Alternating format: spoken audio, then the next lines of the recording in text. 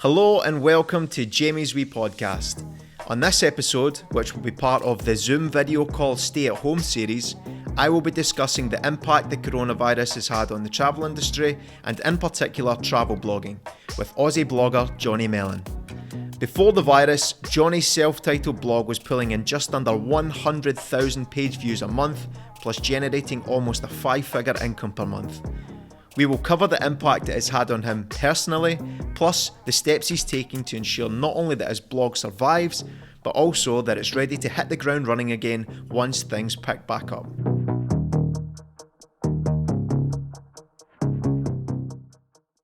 Mr. Jonny Melon, thanks for coming on as part of the new hashtag Stay at Home Zoom call podcast experience. Thanks for having me on the show, my man, and cheers to that. Cheers! What is that you're drinking? It's a single fin summer ale. Is that an Australian thing? I guess it is. It's brewed in Australia, so yeah, it's a summer ale, but it's not summer anymore. But a beer's a beer. It's summer here in Bali, I can tell you that. And I am drinking Saba Bay wine. This is a wee free plug for them, and they sent me 6 delicious bottles of rosé and moscato and prosecco. So I'm enjoying this stay-at-home process. It's very good fun. Yeah, buddy, I'm pretty sure there's a lot of people in the world day drinking at this time. Oh my God. Absolutely. I've actually not been drinking as much as I normally drink. I've actually been a lot drier than I usually am. So it's had a kind of the adverse effect on my drinking. That makes one of us. I believe that. So I've had to adopt the way that I conduct these interviews, man, for obvious reasons. So if anyone is listening or watching this and the audio and video quality has suffered, then I'd like to apologise to absolutely no one, because we're just doing the best that we can here. And thanks for joining me, man. Where in the world are you right now? I'm currently in my hometown, which is the Gold Coast on the east coast of Australia. Mm-hmm. And yeah, so my parents have a house here. So I'm just crashing with my parents at the moment. Right. So yeah, that's where I'm at. Cool. So you managed to make it home safe and sound, or were you already at home when this thing kicked off? Yeah, it's funnily enough, I was back in Australia working on a project up in the Whitsundays when all this was starting to unfold, and I was only meant to be here for a couple of weeks. And yeah, I was meant to be flying out to South Africa at the time when, you know, this was starting to get crazy, and I kind of just had to make the decision to stay. So yeah, it was just funny that I was actually here at home on the Gold Coast and wasn't stuck overseas somewhere having to find my way back. Because you're a well-travelled man, so the fact that you managed to be at home at the time of this kicking off is a very big coincidence and a very a big bit of fortune. Oh, totally, man. And yeah, it's not the first time. Like, it seems throughout my travels, I always manage to dodge a lot of things, not like this, but for example, natural disasters, specifically like earthquakes, terrorist attacks and whatnot, all within a week or two. Like, it's uncanny. I remember you telling me about this, actually. I've forgotten about that. Oh man, there's been quite a few occasions where you've just literally dodged a bullet. Is that right? Yeah, within days or within a week. Like, it is someone's watching over me. So thank you.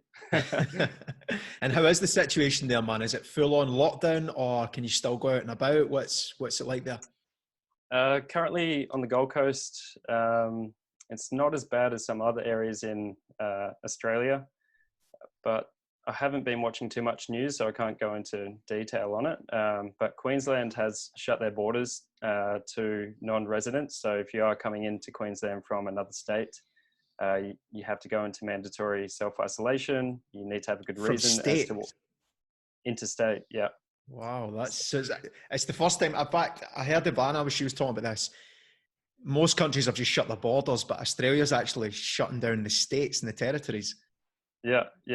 And yeah, like I think it's a good move, but at the same time, it's, you know, just another spanner in the works for people who do work interstate and things like that. There are some exemptions for people who live close to the border and working over the border. So yeah, they're able to come and go on any day if they're going for work. But if it's non-essential, then there's just no exemptions for that. But yeah, in terms of myself, like I've just been laying low really, and we're not in complete lockdown. We don't have to stay indoors, but if we do go outside, it has to be for exercise, and like I said before, has to be essential. Funnily enough, surfing, which is a huge hobby of mine, is classed as exercise. So I've been surfing almost every day this week.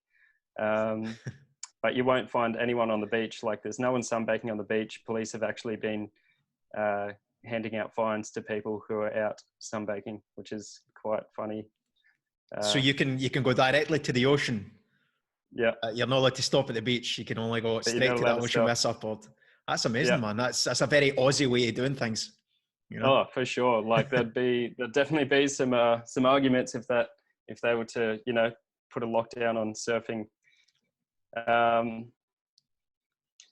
So yeah, I guess it is, overall, it's pretty chill on the Gold Coast. But places like Sydney, like the biggest city areas, where they're only allowed out an hour a day or something like that.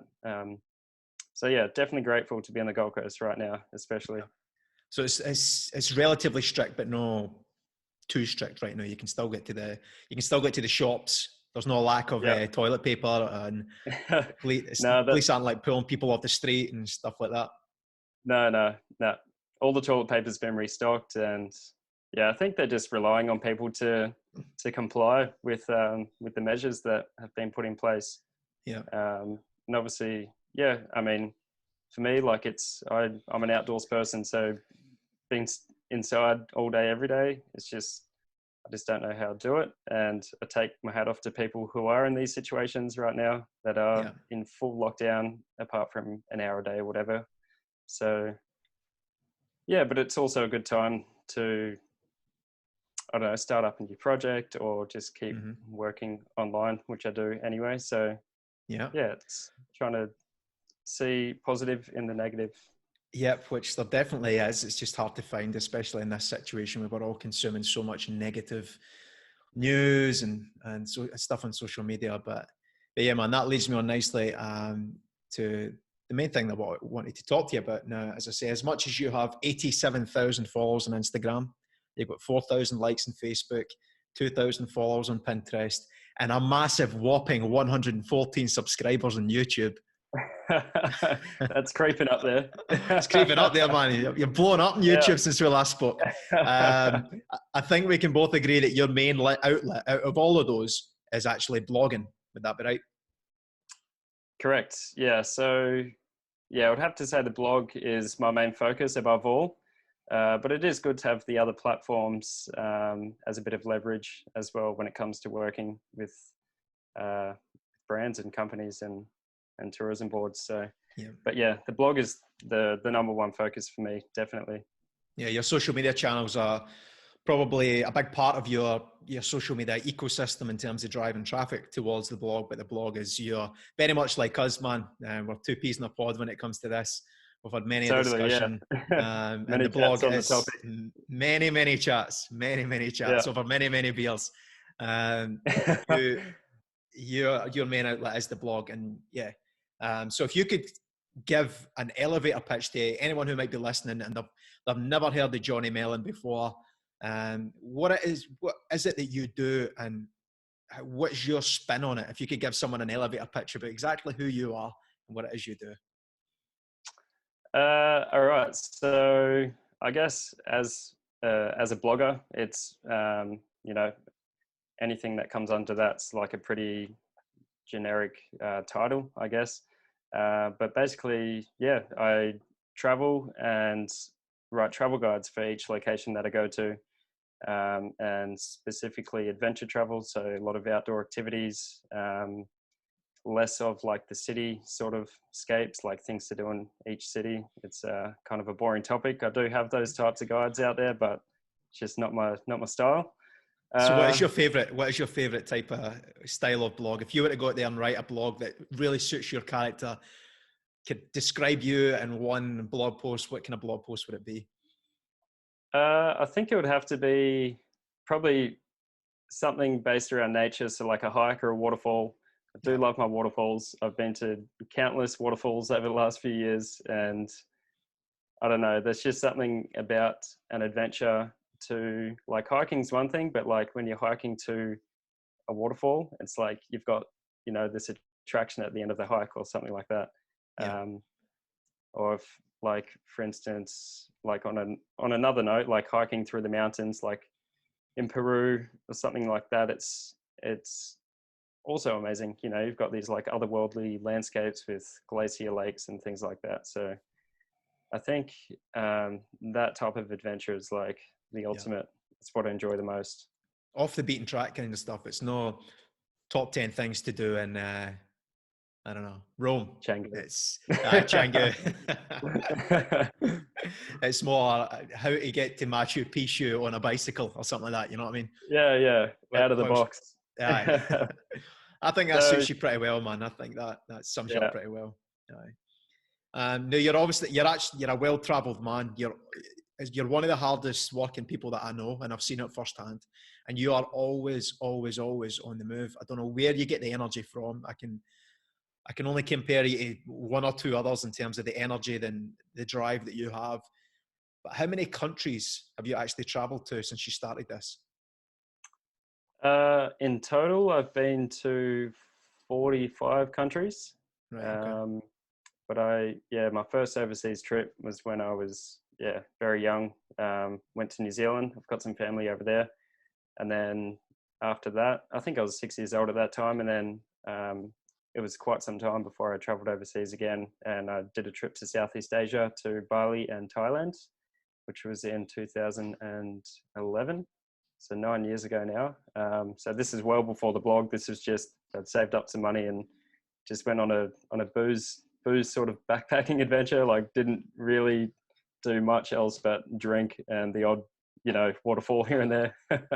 Typical Aussie. Typical Aussie. Got some tattoos when we're drunk, that kind of stuff. Yeah. But yeah, so 45 countries. But a lot of those I've revisited. Like, I like to revisit countries that I enjoy the most. And I'm not on a mission to see every single country in the world. Like, I'm not I know the number of countries that I've been to, but I'm not, doing this as some sort of race to tick them off. Yeah. And I like to travel longer in each destination. So I like to spend at least a month in one country or even one location within a country. Do you think that's important in terms of the blog, that you're actually spending quality time rather than just firing through and just picking up really fast food? There's a lot of fast food blogs out there, as I like to call them. They're just full of the bare minimum, but you tend to enjoy the slower travel, so you can actually absorb and you can actually get the behind the scenes gory details that really makes up for a good blog post. Yeah, I think so. That, and also having an extra that extra time to actually put the work in and edit photos, get the guide together, do all the SEO, do all the research, and publish a post, which takes time. Yes. And so having an extra day in each location, I would say, like spending the extra night to have a day of work is good. But sometimes I forget to do that, and then I just end up late at night till like 12, 1 o'clock in the morning, just trying to keep up to date with it. Otherwise, having a backlog of work and moving on to the next destination is just not, it's overwhelming. Aye. Now, this is always a difficult question to answer. I know, because we get asked it quite a lot. But do you have a favourite country that you've been to, or one that you always look forward to going back to? I'd have to say Japan. Right. I thought you'd say that. Above all, yeah. For some reason, I just find myself going back for more like I've had two great opportunities within the last 6 months working with the Japan Tourism Board. So that took me to some regions of Japan that I probably wouldn't have gone to if that opportunity wasn't there. But now that I've been, I'd like to actually go back on my own terms and see more of the area, because when you do the trips with the tourism board, it's usually like a 5 to 7 day time frame, and they squeeze a lot in. So yeah, and apart from those trips, I've just gone on my own, mainly not to do with work. Like I'll just not do any work when I'm there, and usually in winter. So I'll head out to the Hakuba Alps and go snowboarding for a week or two. And also my younger brother is living in Tokyo now. He's studying at the university there. So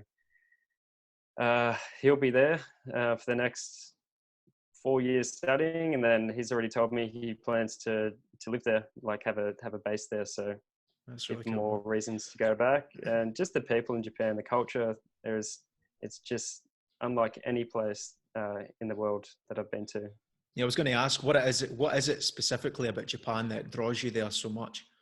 It's the culture and the people, is that the main things? Definitely. That's, above all, definitely the people, the kindness, the mannerisms, and the culture for sure. Do you know any Japanese? Arigatou gozaimasu. And what does that mean again? I know bits and pieces. Like it means thank you very much. Mm-hmm. But yeah, in high school, actually, Japanese was a mandatory subject for 3 years. So I was quite into it when I was younger. But then when I was able to drop that subject and choose something else, I was just like, yeah, stuff that. Like, when am I ever going to need to speak Japanese, like, ever? Yeah. And here we are. Now I regret it so much. Where's your favorite place in Japan? I'd have to say Hakuba. Yeah, just the ski resorts. It's where I've spent a lot of my time snowboarding. But apart from that, I'd say Kyoto. Kyoto it's a city, but it's like also the cultural capital. So if you want excuse me, that beer's getting to me. If you want a real cultural experience in Japan, Kyoto is definitely the place to be. Yeah, I would agree with that. Ivana and I went to Japan. We hit Osaka, Kyoto, Tokyo, and Okinawa. And yeah, I'd say between Osaka and Kyoto, they were probably our two favorite places. As you say, they're both cities, and Kyoto specifically is like a city, but it's got, if you want to dress up in the Komodo, and you can, if you want to touch a culture, touch a cuisine, touch a Japanese history, it ticks all the boxes. Yeah, for sure, man. Yeah, talking about it makes me want to go back. Really? Do you think you could ever see yourself living there like your brother, or? Potentially. I mean, we'll see in the next few years where my brother ends up, but he's doing pretty well. He's on a good wicket over there. So what is it he studies? Liberal arts at the moment. So it's a bit of a mix of everything. But he's very entrepreneurial. He can already speak the language fluently. So yeah, he's doing well. So I think I could see myself living there, probably not like full time, but for a month or two here of the year.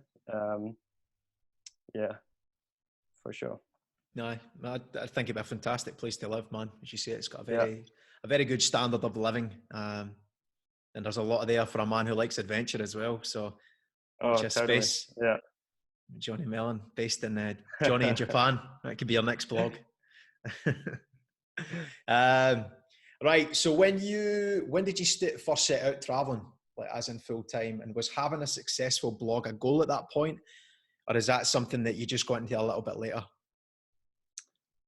So I guess the very start of the full-time travel was May 2017. So next month it'll be 3 years of full-time travel. But that first 6 months, it could be 4 years, man. No, 2018. 17. No, 3 years. You're right. 3 years. Yeah. And you've only had one sip. Come on. I know, man. I got half a bottle in this glass. Yeah. So yeah, before that, I was just doing trips mainly to Bali and Southeast Asia for a few weeks here and there at a time, but then just decided that I wanted to see more of the world and go further than Southeast Asia. So I saved, I was working in construction and managed to save quite a bit of money over the course of about a year. And then at the end of come May 2017, I already had my tickets booked 6 months prior to Europe and had planned out a 6-month Europe trip. And right before leaving, probably a couple of months before leaving, like I was researching ways of like how I could, work abroad, make money online. And the first thing that I tried was English teaching. So I did the TEFL course. So I had that under my belt, ready to use it whenever I needed to. Did the 6 months and ended up back in London and was planning on living there, basing myself there, doing some English teaching online, and then just using it as a base to travel more of Europe. 3 weeks into living in London, I realized it wasn't the place for me. Just the city life, the expense, the weather. It was after summer, so it was already starting to come into autumn and it was getting cold. So I just decided that, that's not where I wanted to be. And after traveling to all these countries throughout Europe and the UK, Scotland, and knowing that my older brother, another brother of mine, he has a place in Bali, and he was there at the time. I was like, "Hey, bro, what are you up to? Like, I think I'm done here for the minute. Can't take this place. Like, can I come and crash with you?" He's like, "Yeah, man, no worries." So within like 2 days, I think I booked a ticket, and I was just straight to Bali. But I had, just before I left London, I started the website, got my domain, had everything all set up, and I had to put a few posts up. And then I got to Bali, and then just at that time, it kind of all just fell into place, because that was becoming the spot where, all these digital nomads, photographers, bloggers were all starting to, congregate there and adventure there. And Instagram is sort of taking off at this point. So it was just the right move for me to go there. It wasn't planned at all, but just kind of all fell into place when I got there. And then, since then it's just been a lot of hard work and still figuring it out, learning along the way. And so, it's been 3 years since 3 years since I took off from Australia.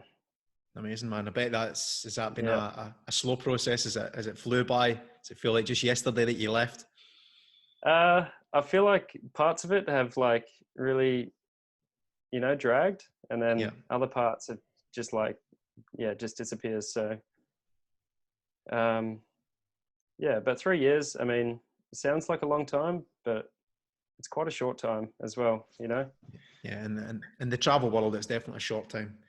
Time absolutely flies by very quickly. But when you first started, did you have any blogging skills at the beginning? Knowing what you know now, what's required in terms of blogging, did you have any skills at all, or did you have to work hard to develop those as time went on? I had zero knowledge of how to monetize a blog, for one, and what a blog was about, whether it's like a journal or whether it's like, informative sort of travel guides. Just literally, like, as soon as I started it, I was like, okay, I'm just going to write about my last 6 months that I spent traveling Europe. So I did like one blog post on Spain, one blog post on, I think, France, another one on Switzerland. And it was just 3 blog posts in those 3 countries. And it was and what type of format? Was that like a travel diary format? Or? It was kind of like more of a travel diary, but some informative points in there. But it was just all over the shop, man. Like, there was no way that was going to do me any good. So, I think with the writing side of things, like I've always kept a travel journal on my travels. And so I kind of transitioned that into the blog to start with, but then quickly learned that no one wants to read your shit. No no, no one wants to know what you're feeling like when you Yeah. saw this amazing waterfall. You know, they just want details of How we get the there. locations. Yeah, Yeah. How much it's going to cost. Yeah. yeah. Aye, man. So when you started, and obviously you never had many blogging skills at the beginning. Now we can say that you definitely have one or two blogging skills. Now, between the start and where you are now, have you ever had any help, any mentors, or any inspiration at any point which helped you develop your blogging skills? Definitely. As I said, when I made that move to Bali after my 6-month Europe trip, within the first week of being there, I met up with Jackson Groves. I'm sure a lot of you might know who Jackson is. Also Jordan Chuali and a few other Instagrammers, Van Talen and Oliver Killed. So yeah, those 4 guys, we ended up going out to a waterfall in Bali. It was kind of just like an Instagram meetup sort of thing. And yeah, from there, just like learning bits and pieces of Jackson, about the blog. And then this other guy, Oliver, I think his account at the time was like 10K. I literally had like 1,000 followers on Instagram or something. But he was like, one of those smaller time creators who knew how to like reach out to brands to get product in exchange for content, and things like that. So yeah, I would say, yeah, that was a good spot to be in Bali, I guess, to meet people who were in the industry. And without that, like trying to find that information online, it's not impossible, but you can spend a lot of money doing it that way.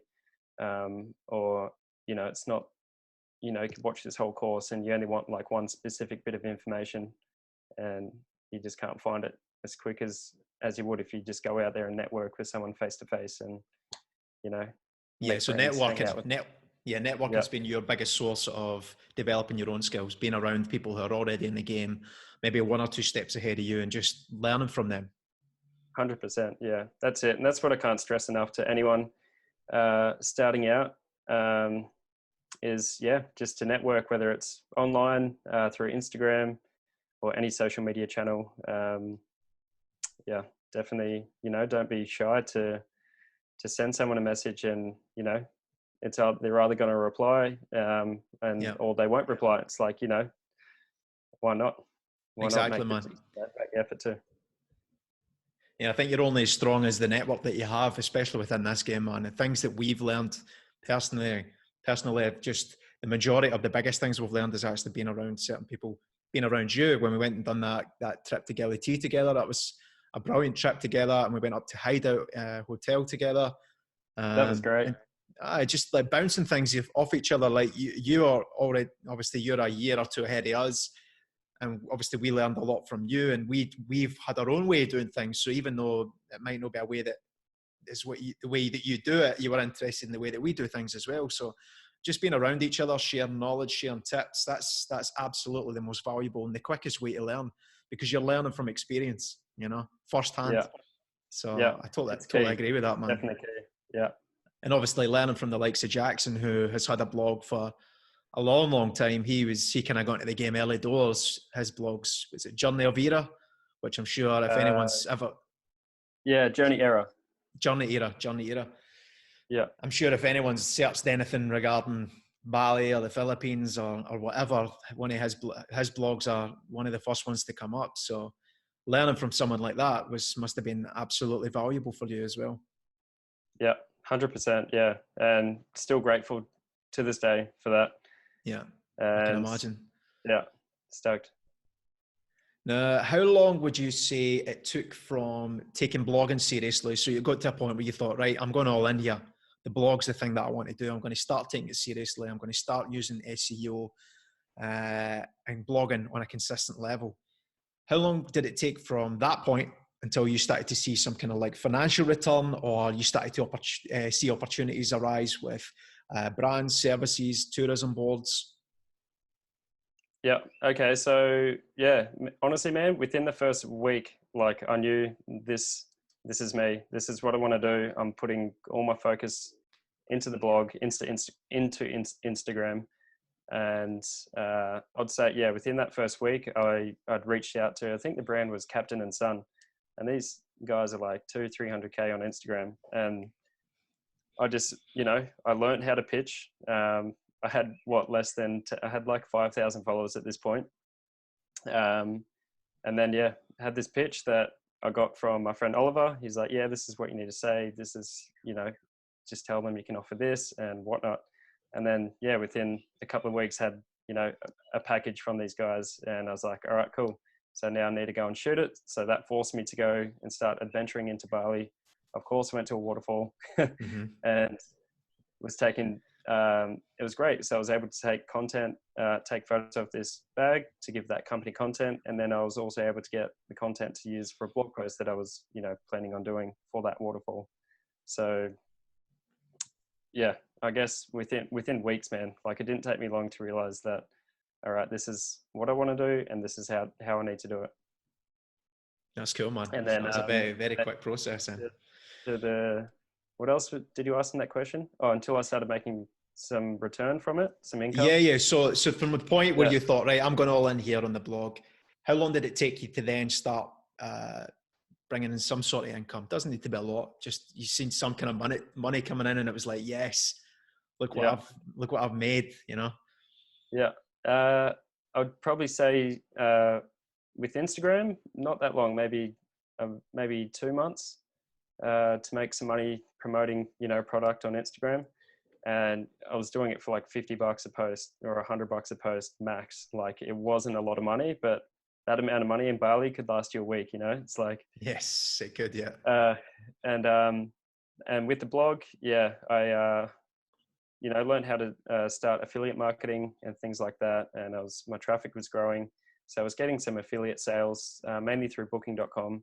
So about at the 6-month mark, that's when I started to see some income. And it was less than 100 euros from booking.com for the month. But I was just like, this is incredible. Like I've just put a link on my blog and that's all I had to do. And now someone's booked through that link and that's just made me money when I sleep. It's like, such a good feeling, I can imagine. Oh, it was amazing. And, but I still had a lot of savings to keep going, to be able to, be overseas and be traveling and being able to get the content, I guess, to put on the blog. Whereas a lot of people think that they're going to start making money right away from it and see it.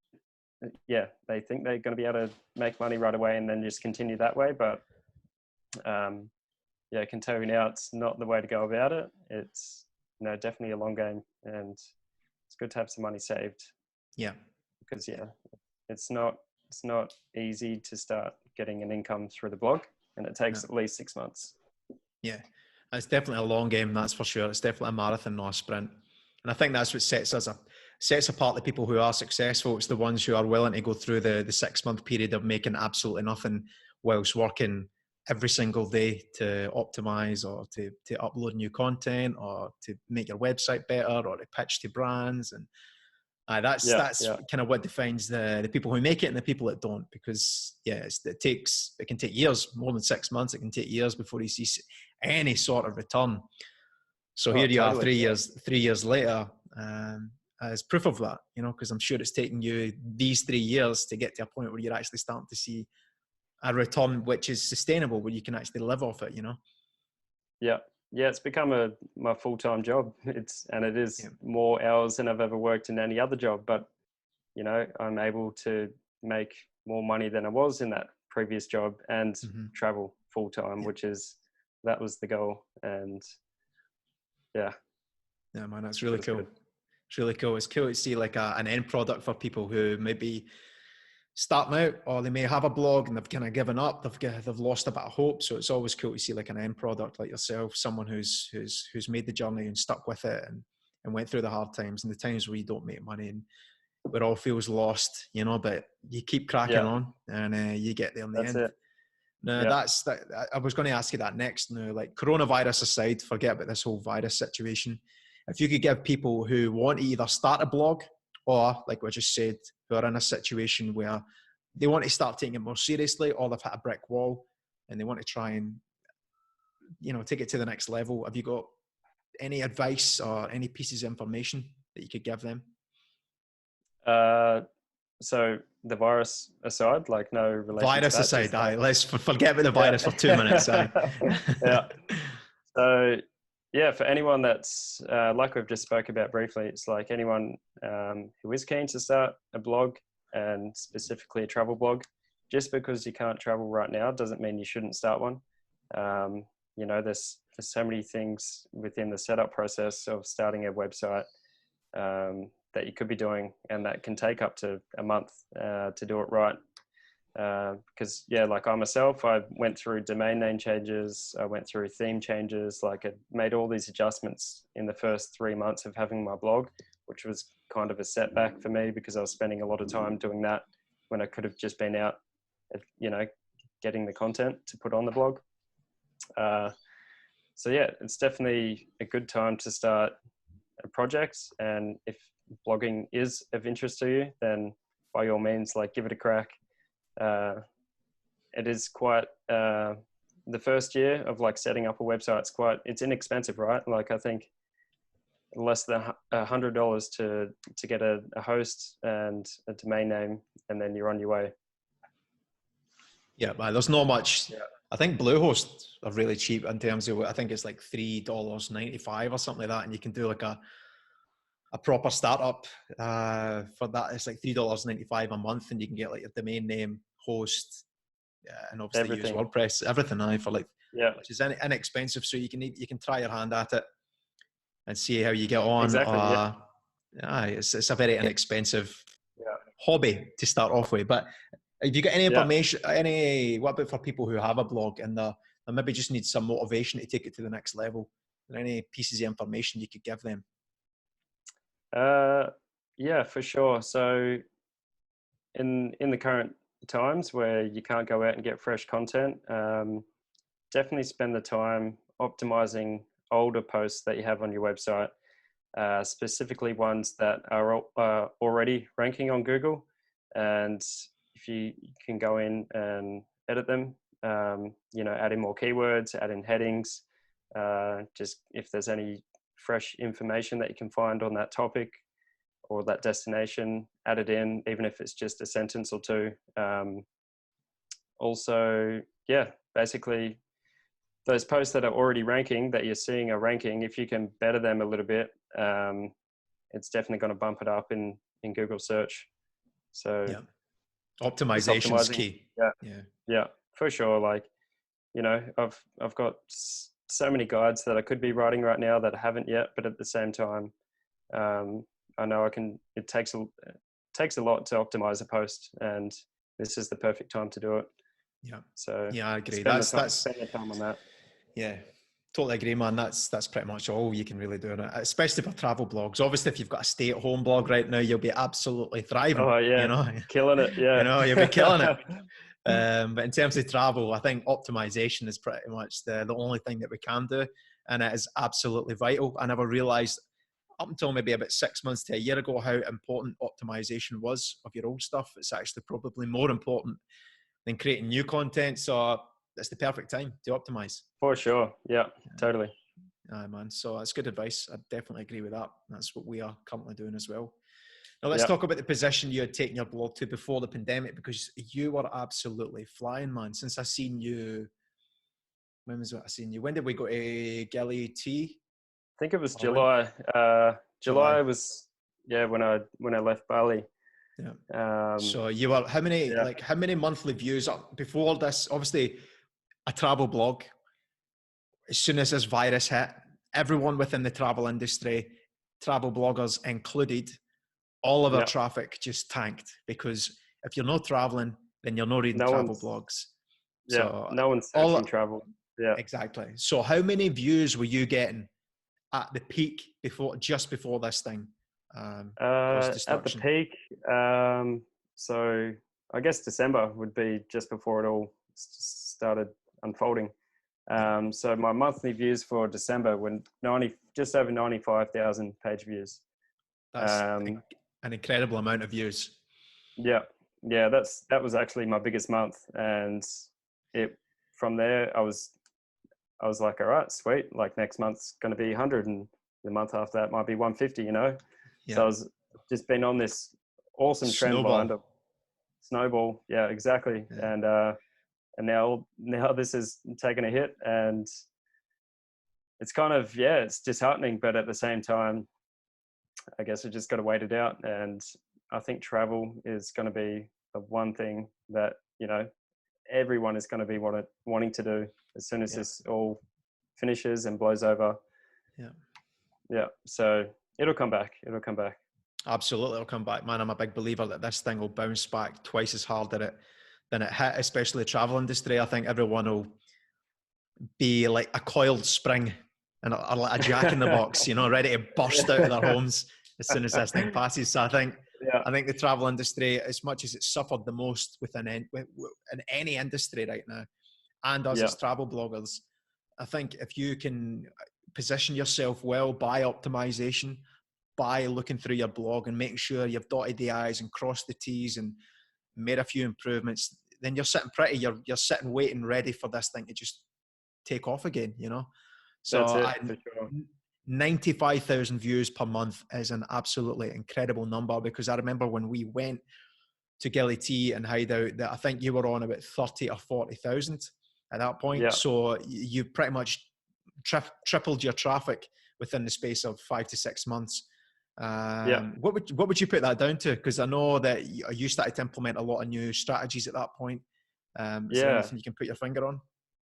For sure. And it goes back to optimizing. Like when I found out that little keyword expansion hack, thanks to Will Hatton. Give him a shout out. This keyword expansion is a very good tool, and it's a free resource as well. So if anyone wants to get into this, then point them in the right direction, my man.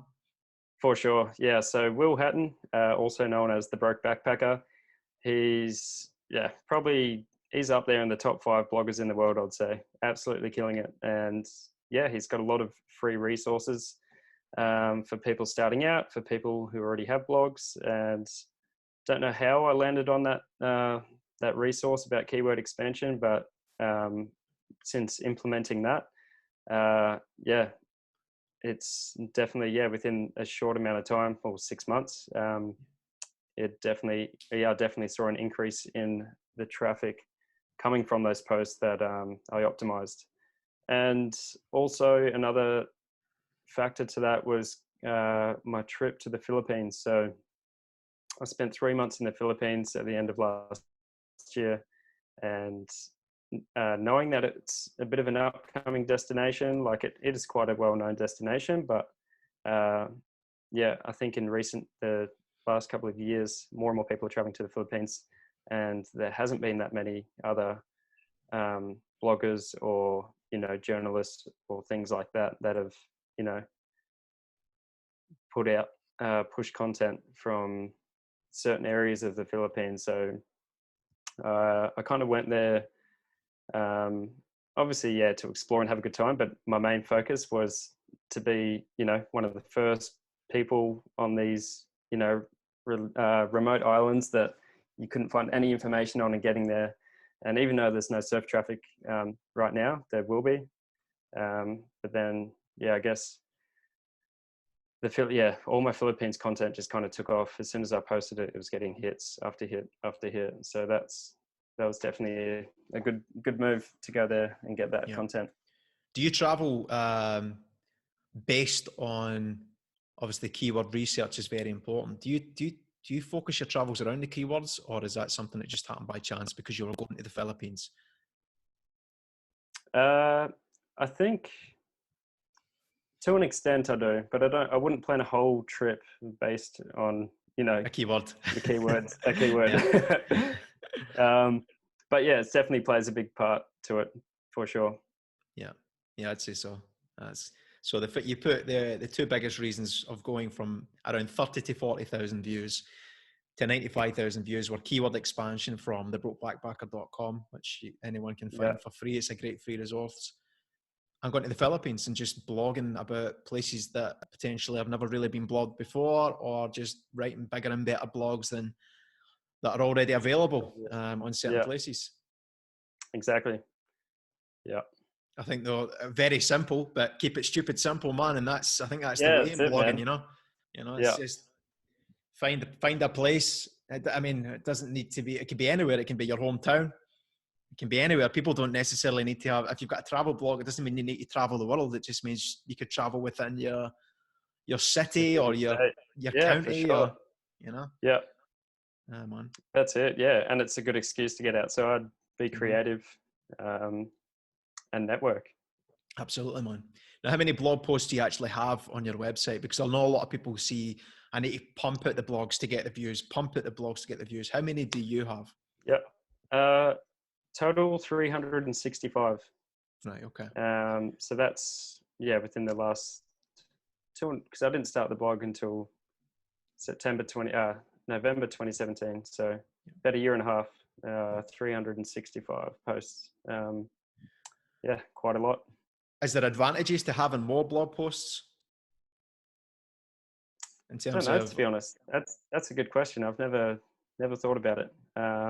I'd say the advantage, just off the top of my head, the advantage of having more is the fact that you can link more together. Yeah, so yeah, definitely that for sure. Like inbound links. So within a lot of my articles, yeah, I can link to related articles that I have posts about in that same country or. Yeah, because you'll have quite now that you've written a lot of blog posts about the Philippines, you'll have quite a high authority when it comes to Philippines. So obviously, if you were to write a blog post tomorrow about the Philippines, and I was to write a blog post tomorrow about the Philippines, very similar, same imagery, same word count, same keywords, I would have nothing Yeah, to link it to, whereas you would, and you've obviously already got authority there. So the chances of you ranking compared to me is very, very different. yeah, that's another thing too. When that's all part of travel blogging is not just writing one article about one place. For example, like going to Bali and writing a 2-week Bali itinerary, and just having that one post. Yeah. It's definitely better to have a lot, more posts. Just say you've blogged about 15 locations within that 2-week itinerary. It'd be good to have 15 individual guides for each of those locations. And then once you write that itinerary, you can link back to each individual post. Yeah. And that, solidifies your authority in that one location. And Google recognizes that and will reward you for putting you on the first page, if not at the top. So yeah. Just spending, blogging's it can be tedious work, like sitting down, writing an article, and that, if you don't want to write it, it's like, you're not really doing yourself any favors. It's like, just break past that moment and, put pen to paper or fingers to keyboard. It's the most daunting thing, like staring at a blank post. Yeah. But once you start writing, it just flows, and how long does it worth normally having take more you? than less. How long does it normally take you from staring at the blank screen to the publish button? How long does it normally take? For just like a location guide, just say just like a normal 3 hours. 3 hours. That's very quick, man. I'd So say 3 hours. That's like editing the post. That's like obviously your keyword research. Probably, yeah. So keyword research, all the keyword research, and then just writing the actual post, and then all the internal linking, affiliate links, and all of that. But probably add an hour on for editing photos. So I'd probably spend an hour in Lightroom editing the shots for that post. So about 4 hours total, I'd say, for a location guide. But when I do, how many words is that normally on average, like for a location guide? At least 1,500, minimum 1,500. That's amazing, man. Like, I think one of the skills that you have definitely above me, and one thing I've always admired about you is how quickly you can churn these things out. Like it'll take me about 4 hours to work out like where's my keywords going, where's my structure.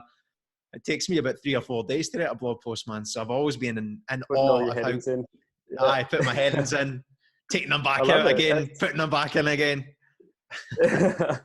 That's your structure there, and that's what works for you. So there's no right or wrong way to do it, Yeah, this is true. That's good advice. That's good advice, Yeah. because you can't compare yourselves to others. Like when I seen how quickly you can churn them out and how slowly it takes me, there is that danger of comparison. But as you say, man, there's no right or wrong way. If I was to try and do it like you, I Yeah. would make mistakes. I would miss things. I would make so many mistakes. And I'm sure if you were to take 3 or 4 days, you would lose interest, So, Yeah, that's it. Yeah, I need to so move fast on these things, but yeah, but that's the thing. Like the longer you spend on a post, you're not going to miss anything. But that's why optimizing is good for me, because like I'll go back in and realize that I've forgotten that key point yeah, out because I was not rushing, but I just just didn't just skimmed my thoughts at the time. So optimizing is definitely key. But yeah, when it comes to writing like the big country itineraries, like a 4-week backpacking guide or something like that, it can take a week, yeah. at least a week, and that's just not. I wouldn't say like every day, 7 days a week, but maybe like 3 or 4 hours a day on that one post. How long is your longest blog post? How many words? 10,500, Oof, that's a and that novel. was that was huge. That was a big one. That was Bohol Island in the Philippines. 31 things to do in Bohol. Jesus. And is that one of your better ranking ones, would you say? Yeah, yeah, that's on. It's on first page. Not in the top spot, but it's on the first page of Google. Who's at But top yeah, spot for within that? that 31. Good question. It's probably Jackson, I'd say. Yeah. Need to work And harder. then there's another. Yeah, there's another girl. Her name is what's her name? Kieran or something. Be My Travel Muse is her blog, Okay. but she's Okay. been around for years, like 6 or 7 years. She's been blogging, and yeah, she's been everywhere. It's crazy. Like she just keeps popping up. But all her blogs are from like 2016, 2017, so they're quite old. So it's good to, even though there is a bigger blogger that had been there before me, I'm still getting fresh content. I'm still, Yeah. Google recognizes, new information as well. So Yeah. it's, yeah, for people that are for people that are starting blogging and already see these so many bloggers before you, it's like, how the hell am I going to beat them or whatever? Can be daunting, but there's always room. There's room for everyone. Yeah. What is it we call it? Yeah. A Brian Dean. Brian Dean calls it the skyscraper content. So you just write bigger, better, longer content, fresher content. Then you've got a chance. You've always got a fighting Yeah. chance. Pressure. Yep. Yeah. Yeah, for sure. Aye, man. Now, you're obviously your views spiked, your views tripled. What did that do to your revenue? How much was your blog bringing in terms of an income every month? Now, this is what people always want to know. Yeah. How Okay. much money do you make? Definitely a personal question, but I'll Yeah. be open because you're my mate, and we're having a beer. Having a beer, But I've loosened you up having a a wee beer. bit. So my biggest month was December, and I made just under 10K. So about $9,000 something for that month. Aussie In dollars. December. Aussie dollars. Yeah. Wow. Which I think equates, I think But yeah, that's that was a really like £4,500, £5,000, which is just crazy, man. That's a hell of amount of money to make for a blog. for sure. Yeah, that was a milestone, definitely. And never did I think I could make that amount of money just from a blog when I started. Yeah. But yeah, that's definitely been my biggest month. But on average, I'd say about 5K before That's that. amazing. So, but it's yeah, for me, it was never about the money. It was never about being rich. It was just being able to make an income to, to fulfill my passion for travel. Well, that's important. I think that's a great point, because I think if you do it for the money, then you do it for the wrong reasons. And it's easier to give up because the money that you're making at this point, it's not an overnight thing. You probably went 2.5 years spending more money than you make. And the reason you've done that is because you love to travel. It's because you love to blog. Yeah, Very important, which is an exactly. important point for people to know. Because if you start Yeah, out and you think, I want to blog because I want to make money from travel, and that's it. I just want yeah. to make money.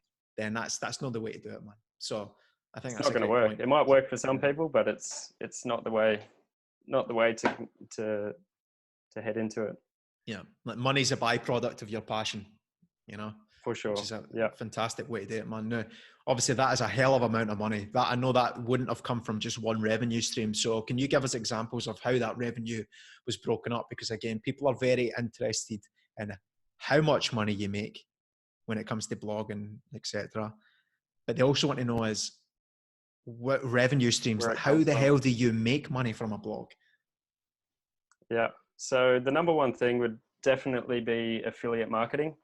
So if anyone doesn't know what affiliate marketing is, it's basically um, me or anyone promoting a service or another company, promoting their products or whatever it be on your actual website, and which is like a custom link that you can get.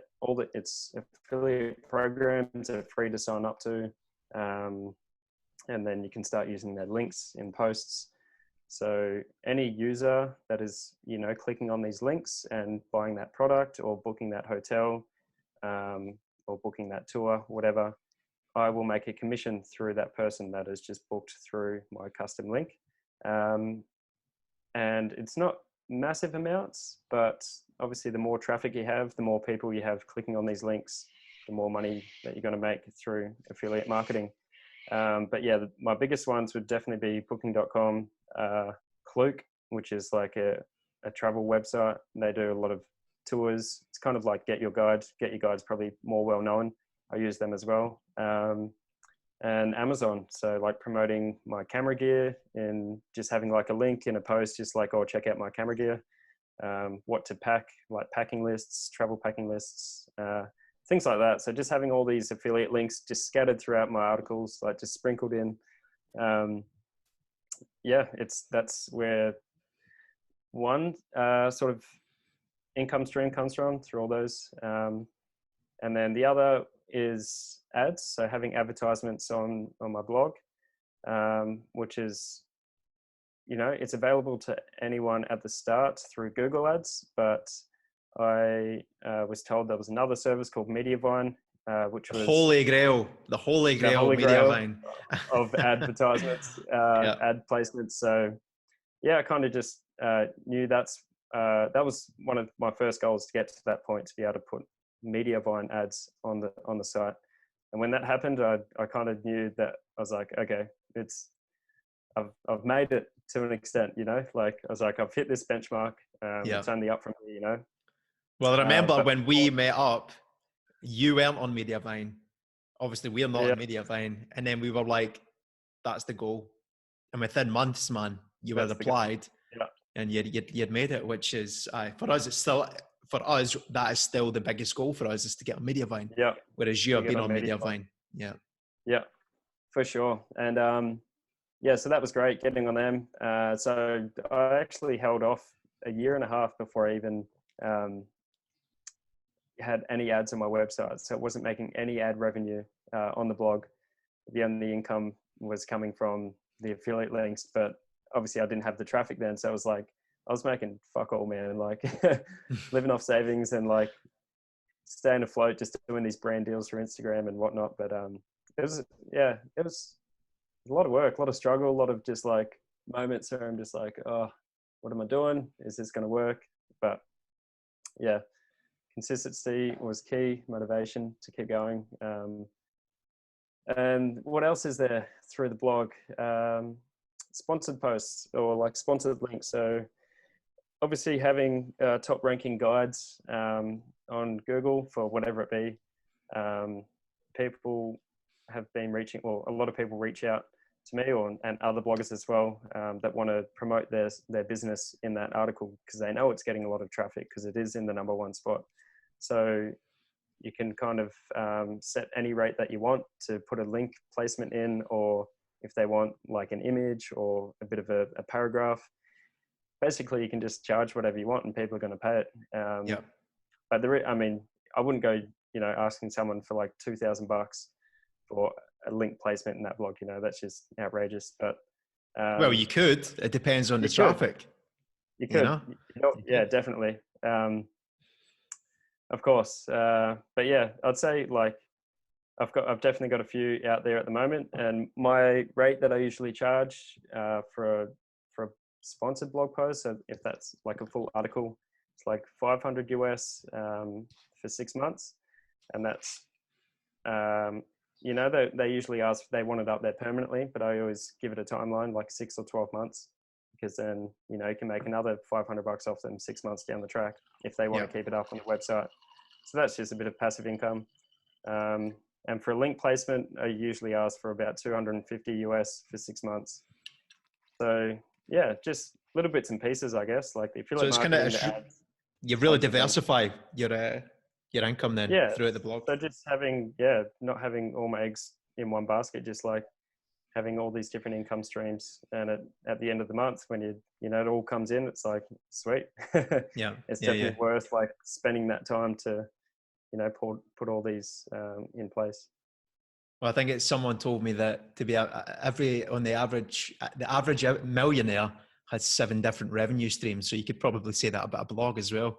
To have a successful blog, you need 6 or 7 different revenue streams, and you've given perfect examples of 3 or 4 there, which is fantastic, man. And a really good insight for people who are wondering how the hell that you actually monetize a blog. And it is like a snowball effect. The bigger you get, the easier it is to make money, which we have started to find. We're not at the media buying level yet, but you gave a great example of like sponsored posts. We have got we've got a blog post in London which ranks really well. It's like 10 unique experiences in London for couples, and we get messages about that all the time.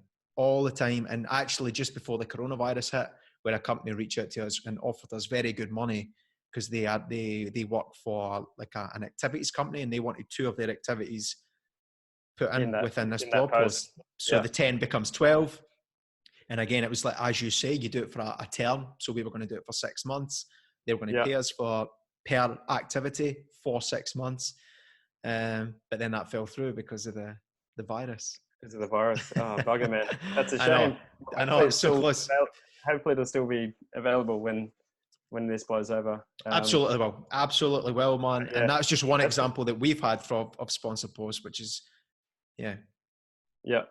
and it's just good to know these things as well. I guess when I started my blog, I had no idea what a sponsored post was, what a sponsored link was, and all these things. So they're just little things you learn along the way. Yeah, absolutely, man. It gets easier. The bigger you get, the easier it gets. We were getting, just before this hit, we had 3 or 4 really good deals in the pipeline that would have seen us through for the next 3, 4, 5, 6 months. Yeah. Every one of them fell through because of the virus, which is obviously unfortunate, but it will bounce back. And every single one of them was slightly different for the other deals. And it was very much diversifying the income. And we aren't on Mediavine yet. So that's something else that we were striving for. So a blog, if you do it properly, you stick with it, you're consistent, you go through the hard times, you spend money before you make money. Yeah, absolutely. There is a lot of money to be made blogging. There's a big reason why successful bloggers are building hostels in Bali and living in Bali, and you know what I mean? And exactly, yeah. So good. Some really good advice. Yeah. Really good advice, man. And I really appreciate being so open and honest, especially. It's never easy talking about money, and I'm not going to lie. I don't mind asking people about the money. It's just it's very good to be transparent and open, and it gives, if nothing else, it gives other people like inspiration. Exactly. Yeah, so 100%. I appreciate that. Of course, that, man. No worries at all. No, obviously you hit that pinnacle, that peak of 95,000 views, of almost $10,000 in 1 month, and then along came the coronavirus. Now, what impact has that had on your traffic and your income at this point?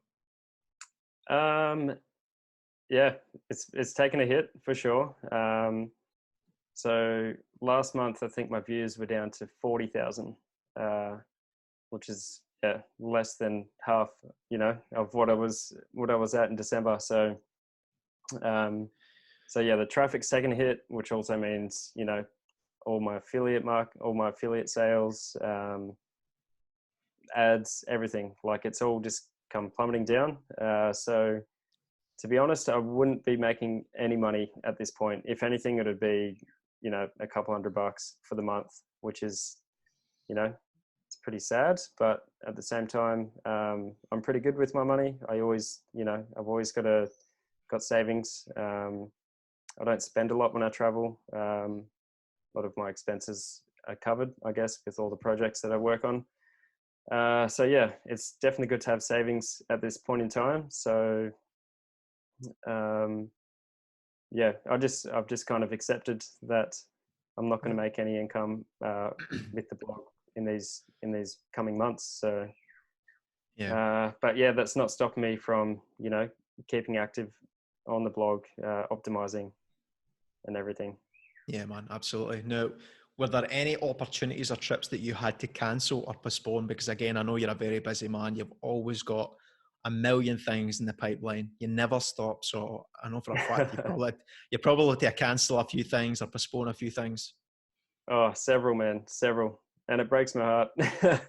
Oh, But I mean, there's definitely, um, you know, when I say that, I feel, yeah, I feel grateful to be in a position that I am, but also, yeah, really feel for the people who are really taking an impact with this thing. Um, but yeah, with those trips that I was meant to be going on, they were all paid projects as well. The first one was going to be to South Africa. And then after that, that was a month in South Africa, working with the tour company. And then after that, I was heading to Norway just for a bit of a 2-week trip. Just no project, just going to meet up with a guy called Ivar, who is from Norway. So we were going to get a camper van, travel around for 2 weeks, go hiking and whatnot.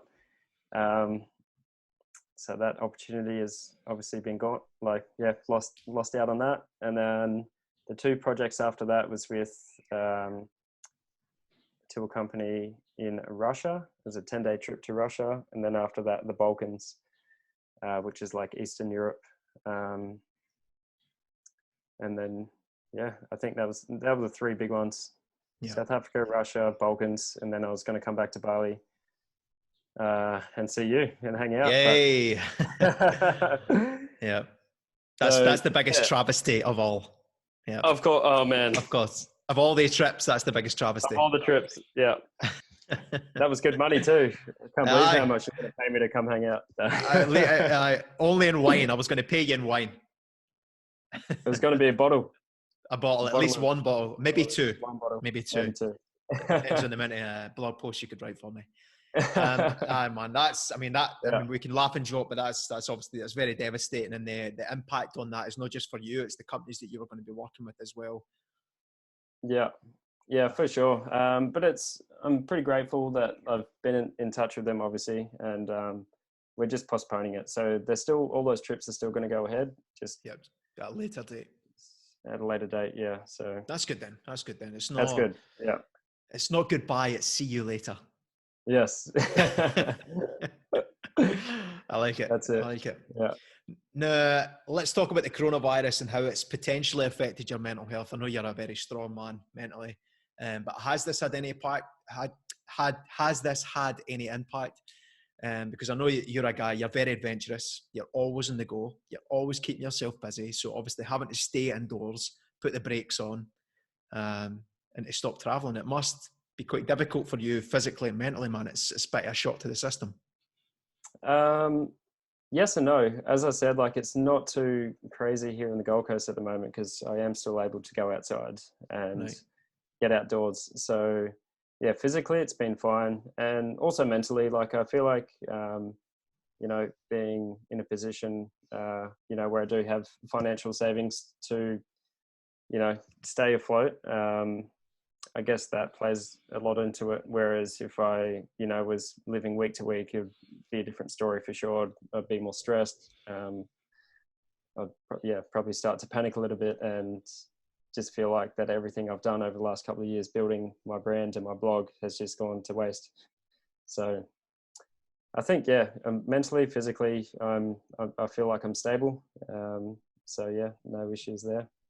That's good, man, because I suppose Yeah, obviously the financial impact is the biggest mental impact that I suppose people are currently dealing with. People are losing jobs, people don't have an income, and then obviously you've got the luxury of being able to go and surf, which is obviously, I can imagine it's like going to church for you, or it's like therapy for you, which is a massive part exactly. of your day. Yeah, So that you're in a very good position compared to a lot of people, man. So I guess that mentally it really helps the fact that you're home. yeah, for sure. And yeah, being like I'm living here with my parents. I don't own a house. I don't own anything here in the Gold Coast. Actually, it's crazy. But yeah, just being with family, and yeah, friends are around as well. So Yeah. I'm in a good place. Very Is there grateful any, for that. is there anything you do on a day-to-day basis just to check in on your mental health, or to make sure you're keeping on top of it, or are you just on top of the fact that, you know, you're financially, you're stable, you're around family, you're healthy, you've got the ocean, and yeah, you're not really restricted to just being stuck inside? Yeah, like haven't really thought about it too much, just because yeah, there's everything seems to be okay within myself, within my family, with Mm-hmm. everything that's going on. I know it was quite stressful It because doesn't- we never touched on the fact that your mum and dad were actually in Japan when this first thing when this thing yeah, hit. that's right. Um, Yeah, so that was probably the most stressful time that you've been through. yeah. I think, yeah. Now that you mention it, that was Yeah. just for that week. It was just like, okay, they're over there. You know, every things were changing by the hour, and they were meant to come back like just a few days ago if they were to stay.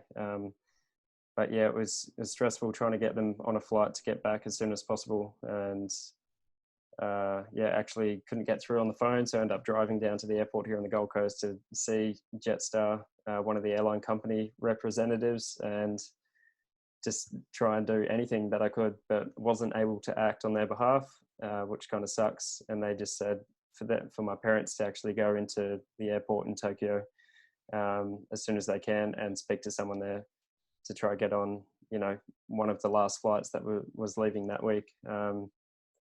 So yeah, that was a little bit stressful, I guess, in terms of, yeah, I pretty much just dropped everything I was doing over that course of a week or whatever, just to get them home. Get them home, because as much as you're Yeah. well travelled, what you've told me is your mum and dad are not well travelled. So Oh stressful for man. you knowing that they're in a situation that's very alien to them during Yeah. this pandemic. So that must have been Yeah. stressful for you as well. Yeah, for sure. Like, it was good that my little brother, as I said, he lives in Tokyo, so he was with my parents the whole time. So he was supporting them on that end, and I was doing what I could on this end. So yeah, if I wasn't here in Australia at the time, if I was somewhere else, like they would have been, yeah, would have been a lot difficult for them to figure it all out, I guess. Yeah. So very, Yeah. very relieved to get them home. And I can imagine they were very Yeah. relieved to be home as well. I think dad was, mum not so much. Oh, really? They don't travel often. Like, they were looking forward to this trip for so long. Like, they travel once every 5 years or whatever, if that. And this was meant to be a month trip that ended up being like 10 days or something. But I was stoked to have mum back because her cooking is Selfish reasons, of course, of course. Yeah. No, now that you Yeah. mentioned your mother's an absolute blessing, because not only is she a great cook, I believe she's from good heritage as well. She is. She is Scottish like yourself, my friend, and she's a Yes, Glaswegian from Glasgow. absolutely. I've never met your mother, but I'd love to meet her. Yeah, yeah. She'd love to meet you too, man. Let's make that happen one day. You Absolutely. guys After will. this blows You guys over. will. Yeah. Oh man, she can talk, and so can you. So you guys will be Uh, having a yarn for days. maybe I'll get on the podcast. Maybe I'll get on the Yeah, podcast. yeah. Totally, man. Aye, man. But No, no, it's it's good good. that Yeah, it's good to have I've her got back. more Scottish in me than I do Australian for sure. That's good to know. That's why me and you get on Yeah, so well, man. of That's course, why you mate. can understand me as well. Like, you understand me better than most, you know? What'd you say then? Sorry. Don't you start. Don't you start. All right. You sound like my mum. Yeah. I get more Scottish as the more that the alcohol goes down. So Yeah. at least you can understand me. I'm sure 99% of people at the beginning of this would have understood me. Now Yeah. they've not got a clue what's going on, man. Yeah. Need to put the subtitles in. Yeah. I'll need to get on Fiverr and get somebody to start putting in subtitles in these podcasts. Is there anything else that you have been doing? Obviously, your blog's taking a hit financially, but you've got savings in the bank. Is there anything else that you've been doing to try and make an income?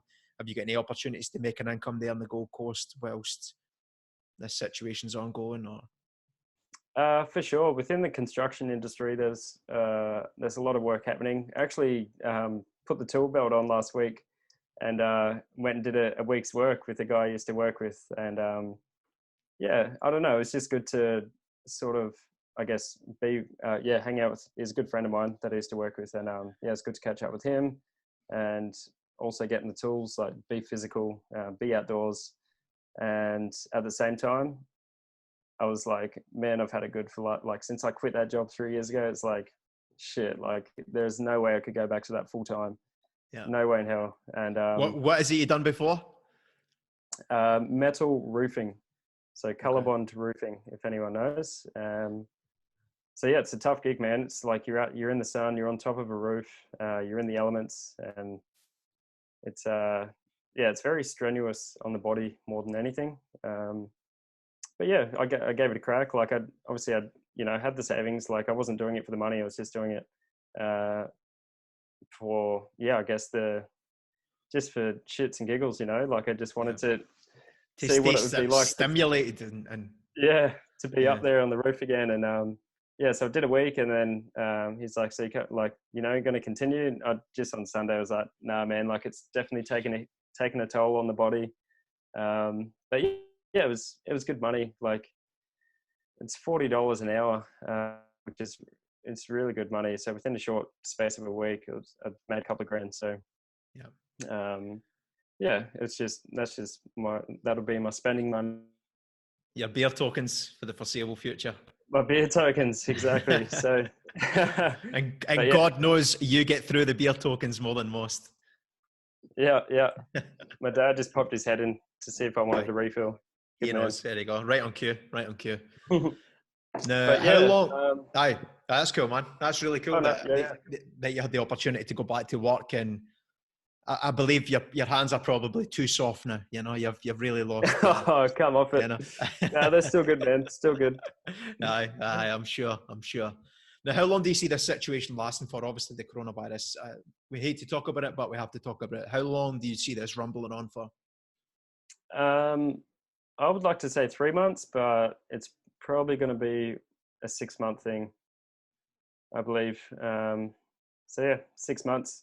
6 months from everything now, hitting the fan. I would say things 6 going back to normal. Now. 6 months from now. So you would class it as normality again? Probably not normality, but nearest to that, I'd say. Okay. But let's hope before then, because I am getting itchy feet being here. I want to be on the road again. Yeah, well, that'll be a long 6 months for you, my man. Yeah. But there's lots that I've been wanting to do, specifically on the website, that I just haven't had time to over the last couple of years. So yeah, of course. So the time is now. The time is now.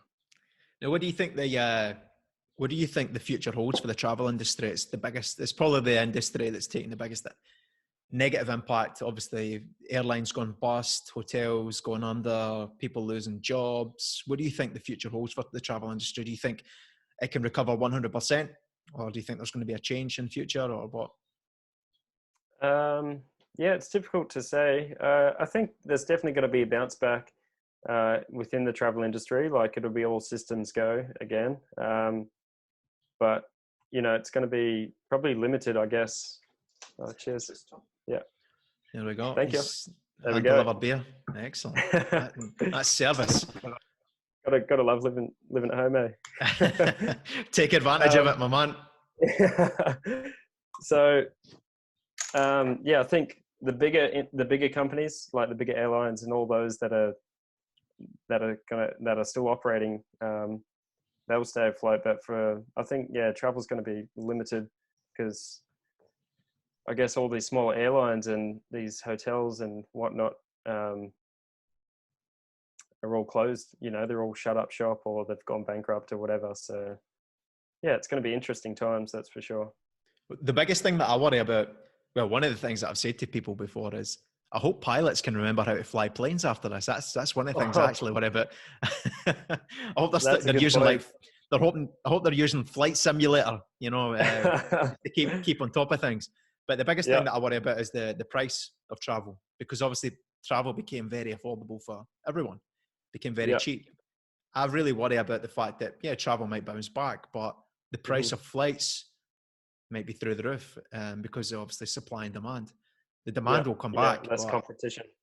Aye, the supply is not going to be there, and the same for hotels and tour companies and whatever, man. So that's my biggest fear is that travel, yes, it will bounce back, but how expensive is it going to be? Able to afford it? Yeah. It's a good point. So I guess time will tell on that one. Yeah. Aye, man. So interesting. I think 6 months. 6 months, yeah. Just the sun's a bit setting. I'll just go a bit lower in my chair. There we go. There you go, man. I feel like it's like the X-Files. I'm talking to you like... That's my good side anyway.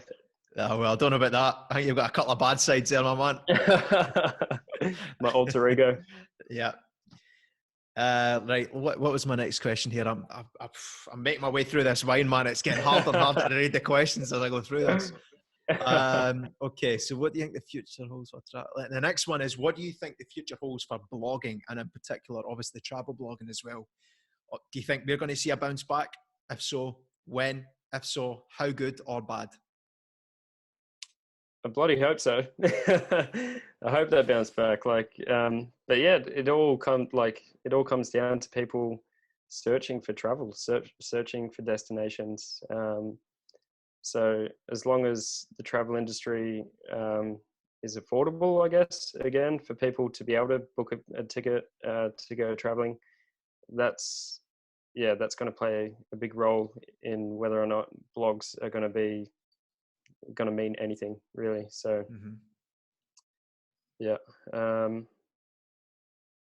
but yeah, just wanting to make sure, like, coming back to the optimizing, like, as long as you're there, as long as you're on Google search engine,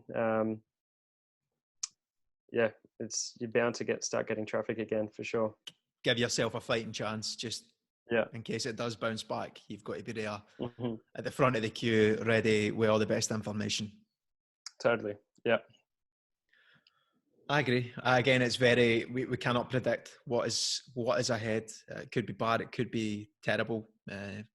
So let's just see what happens, man. But for me, for you and for us, we can only hope for the best. We can only hope for the best.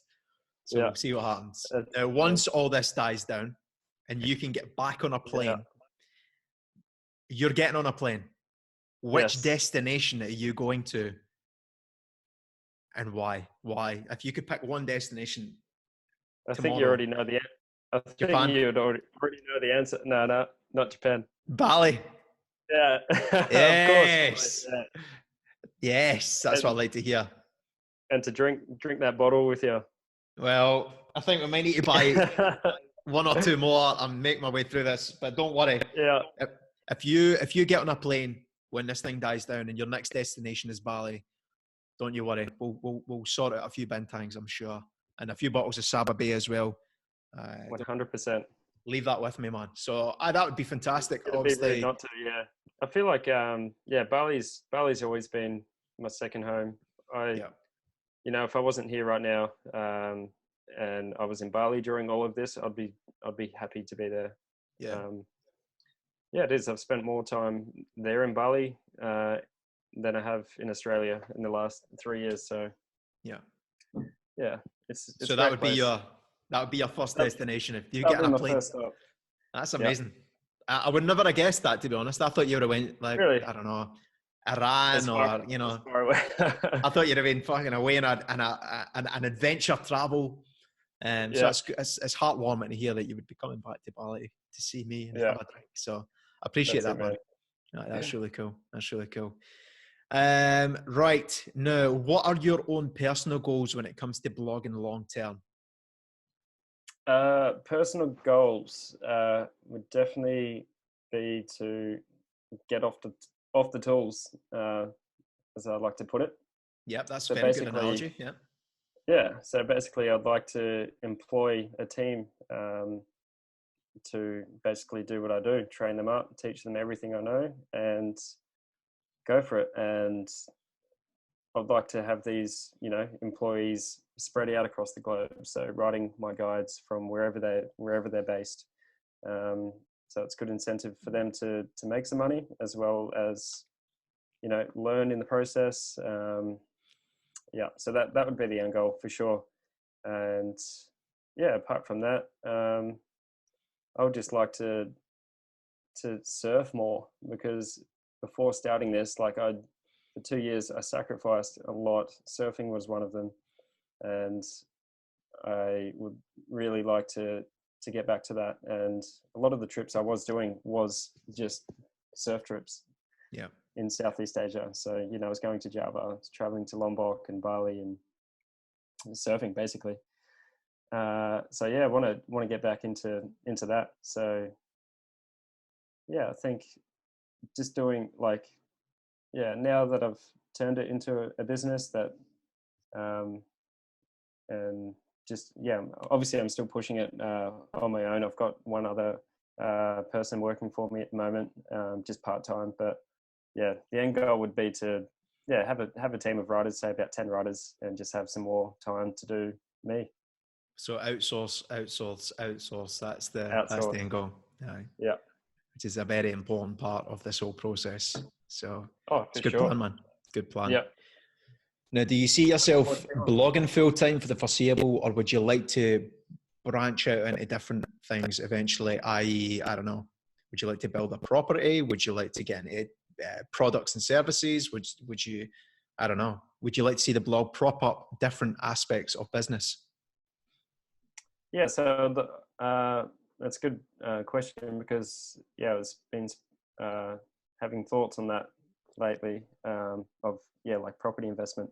So that would be like another avenue that I'd look at getting into for sure. And more so like container homes or kit homes, modular homes. They're pretty steezy looking. And then also some overland travel, some van life sort of adventures as well. That would just be an adventure. But in terms of, I guess, I'd say property investment, because I think it's a pretty solid industry, real estate for sure. Yeah. And would that be in Australia? Would it be anywhere else? Or? Yeah, I'd probably say Australia. Yeah. And that way my parents are here. They could probably manage it and also be investors towards it as well.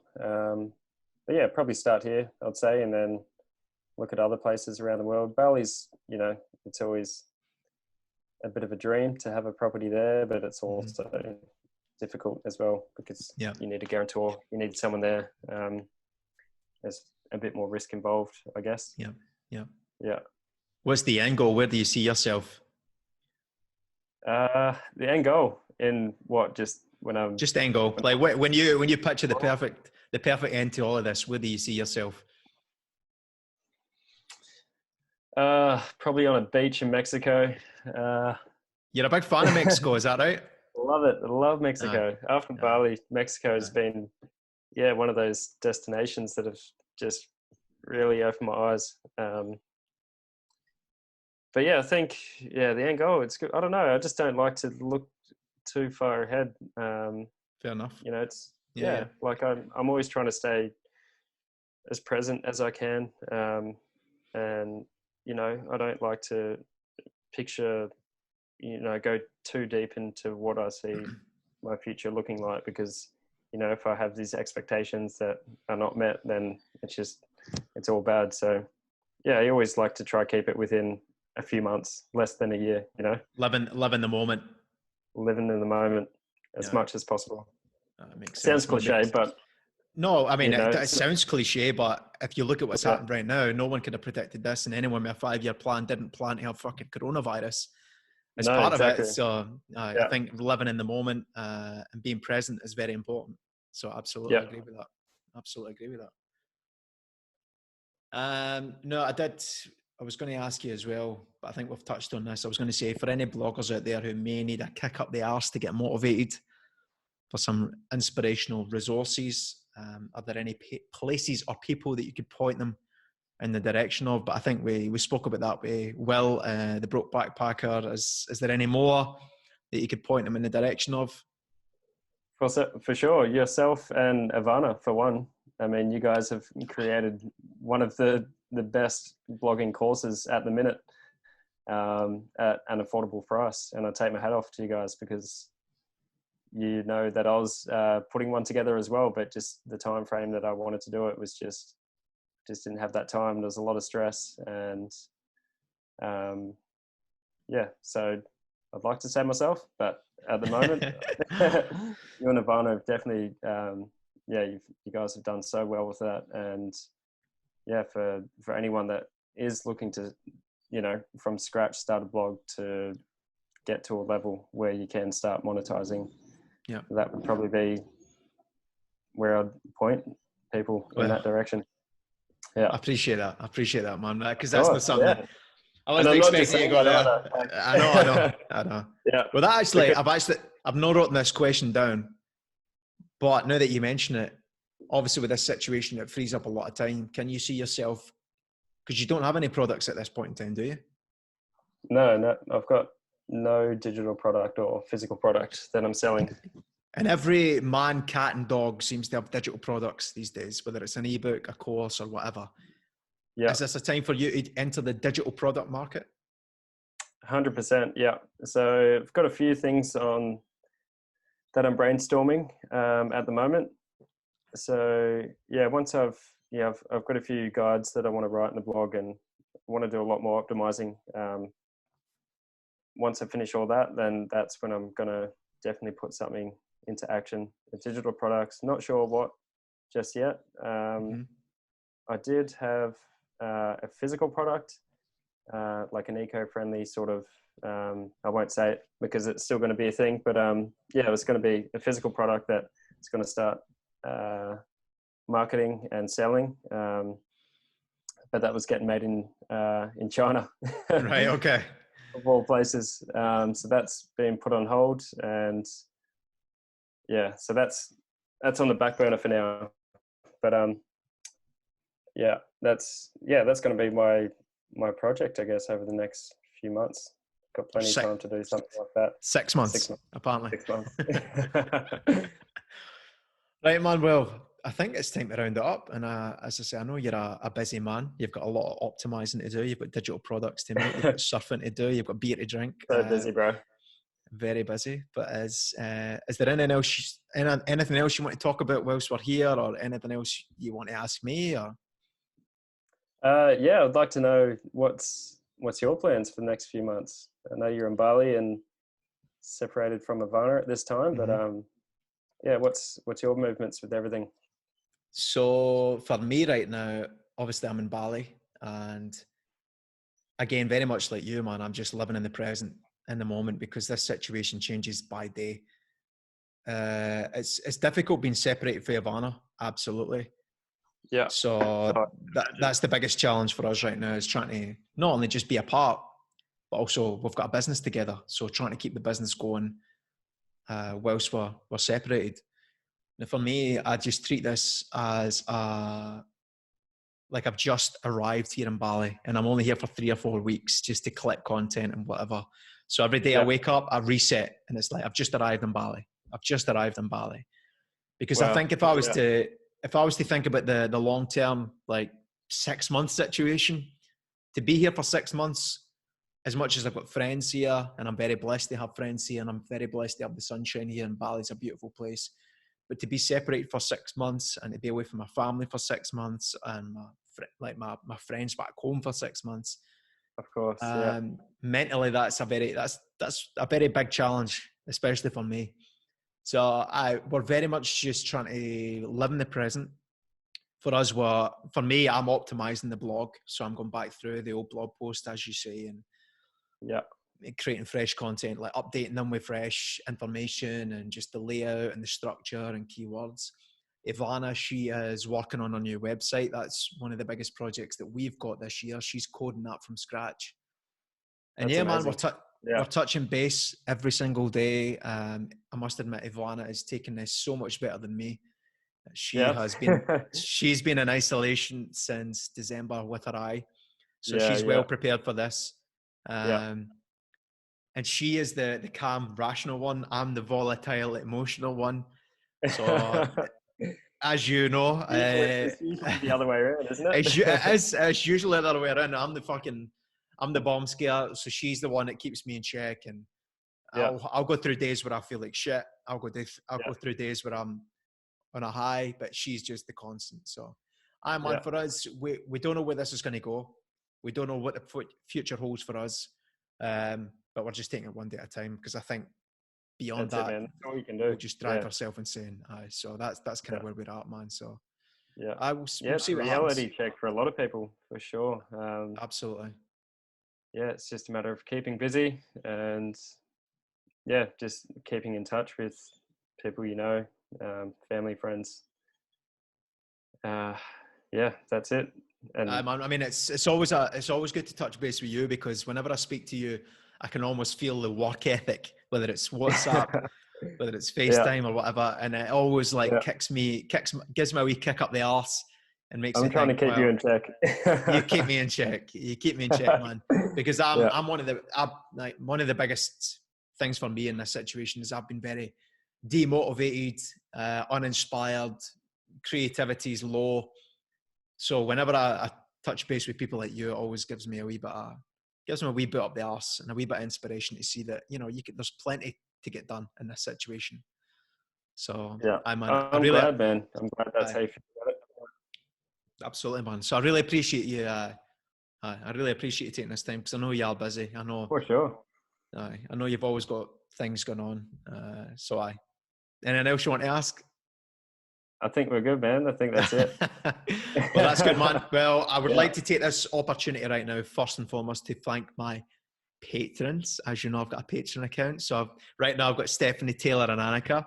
And I'd like to thank them for their support on Jamie's Wee Podcast. And in this situation, I need all the help I can get. So if anyone else would like to support the podcast via Patreon, then it's patreon.com/Jamie's Wee Podcast. And then obviously, I would just like to say thanks to you, man, for coming on and doing this via Zoom. This is a very different way of doing it for me. But this is a #stay-at-home series right now. So we'll see how this goes. Exactly. Appreciate it, man. Stoked to be here. Man, it's been fantastic, and you've given us a lot of value and information, especially people who are within the blogging realm or want to get within, who want to join the blogging realm. So a lot of good information in there, a lot of good value, and I look forward to next time when we can get together and smash out a few beers, man. 100%, man. Bintangs. Bintangs all round. Yeah. Cheers to that, man. Cheers to that, brother. So thank you very much. And I'm just going to finish up with the tagline. This has been a wee podcast for big subjects and personalities, sprinkled with a wee bit of Scottish humour. Cheers, brother. Peace, my man. Peace. Take care. Take care.